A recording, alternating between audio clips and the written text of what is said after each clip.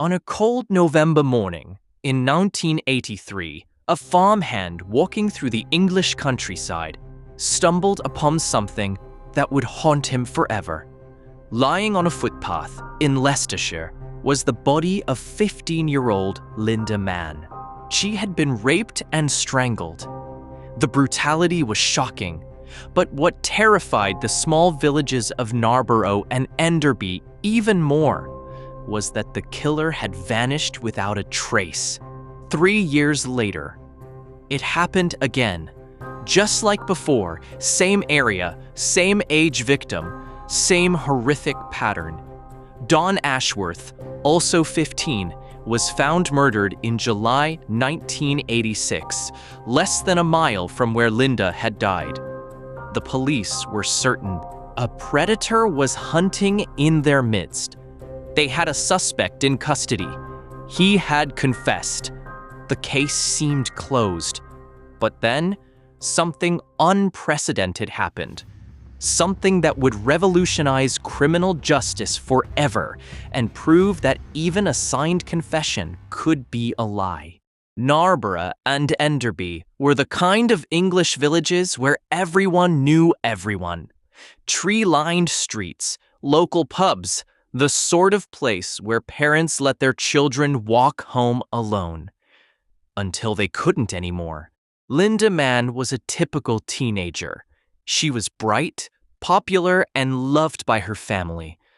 On the evening of November 21st, 1983, she visited a friend and took her usual shortcut home along a footpath known locally as the Black Pad. She never made it home. When her body was discovered the next morning, the community was shattered. Despite extensive police work, the investigation went cold. No witnesses, no forensic leads that pointed to anyone. The killer had simply melted away. Life slowly returned to an uneasy normal, though parents held their children a little tighter. Then came July 31st, 1986. Dawn Ashworth, another local 15-year-old, went missing while walking to a friend's house. 2 days later, her body was found in a wooded area. The parallels were chilling. Same age, same area, same brutality. This time, police had a breakthrough. A 17-year-old kitchen porter named Richard Buckland, who had learning difficulties, worked near the scene of Dawn's murder. Under intense interrogation, he confessed. He knew details about the crime, and the police believed they had their man. They couldn't have been more wrong. Just 10 miles away, Dr. Alec Jeffreys was working in his laboratory at the University of Leicester. In 1984, he had made a discovery that would change the world: DNA fingerprinting. By examining specific regions of DNA, he could create a pattern as unique as a fingerprint. No two people, except identical twins, shared the same pattern. The detective leading the case, DCS David Baker, had heard whispers of this new science. Desperate to confirm Buckland's guilt before trial, he made a decision that had never been attempted in a murder investigation. He would use DNA. Semen samples from both crime scenes were sent to Jeffreys' lab. The scientist worked meticulously, extracting DNA and creating genetic profiles. When the results came back, they were stunning. The same man had killed both girls. The DNA matched perfectly between the two crimes. But here was the twist that nobody expected. The DNA didn't match Richard Buckland. Despite his confession, Buckland was innocent. He became the first person in history to be exonerated by DNA evidence. But now police faced a darker reality. The real killer was still out there, and they had no idea who he was. What happened next was audacious. In January 1987, police launched the world's first DNA mass screening. Every adult male in the area, between 17 and 34 years old, roughly 5,000 men, was asked to voluntarily provide blood and saliva samples. It was an unprecedented dragnet. Months passed. Thousands of samples were processed, but none matched. The killer had either not been tested or had somehow avoided the screening. The investigation was stalling again. Then, in August 1987, about 7 months after the mass DNA test, a woman in a Leicester bakery overheard something extraordinary. A colleague was bragging in the pub about earning £200 for taking the blood test twice, once for himself and once for a baker at their workplace named Colin Pitchfork. The man said Pitchfork had claimed he couldn't take the test because he'd already given a sample for a friend who had a previous conviction and was scared. The woman reported what she had heard to the police.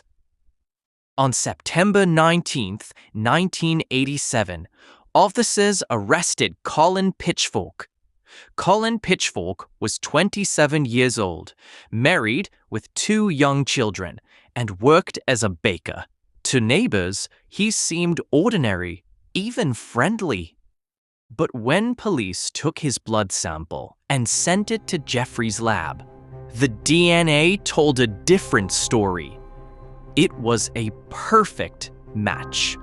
Pitchfork's DNA matched the semen samples from both Lynda Mann and Don Ashworth. The science was irrefutable.